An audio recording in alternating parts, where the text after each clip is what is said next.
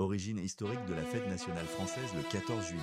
Le 14 juillet n'est pas seulement un jour de fête en France, mais aussi une page d'histoire, héroïque et une source d'inspiration pour de nombreux pays à travers le monde.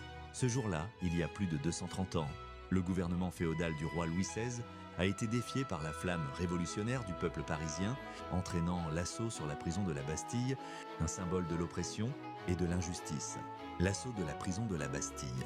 Tôt le matin du 14 juillet 1789, des milliers de Parisiens se sont rassemblés devant la Bastille, non seulement pour sauver les prisonniers, mais aussi pour revendiquer leur droit à la liberté et leur aspiration à la démocratie. Cet événement historique marque le début de la Révolution française, ouvrant une nouvelle ère pour la France et l'Europe entière, la fête nationale officielle.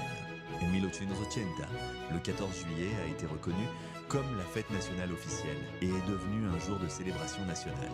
Chaque année, les Français organisent de grandes cérémonies, des défilés militaires et des événements culturels pour commémorer les valeurs de lutte pour la liberté et les droits de l'homme, les valeurs fondamentales de la France. La fête nationale ne célèbre pas seulement l'histoire, mais aussi les valeurs fondamentales dont la France est fière. 1. Liberté, engagement à protéger les droits à la liberté individuelle, à la liberté d'expression et à la liberté d'opinion. 2. Égalité, célébration de l'égalité entre tous, contribuant à abolir les barrières de race, de religion et de classe sociale.